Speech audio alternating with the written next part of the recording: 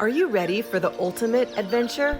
Unique and thrilling polar diving, ice formations, glaciers, and some of the globe's rarest wildlife. We take the cold plunge into Antarctica in episode 14 of Bluewater Travel's 50 Amazing Adventures. After 4 days of sailing through the Drake Passage, we put on our dry suits ready to explore the icy waters of Antarctica. We were greeted by a curious yet calm leopard seal who spent 15 minutes with us. There were kelp and critters all over the place: nudibranchs, starfish, sunstars, and centuries-old limpets. And look, all the different patterns of the ripples of ice underwater and the varying shades. A view unlike any other.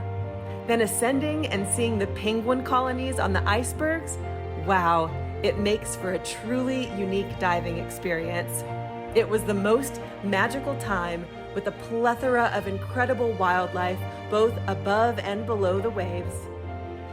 Most people will never experience Antarctica, but you could. Join our upcoming Travel with Bluewater trip or let us organize your personal trip to Antarctica.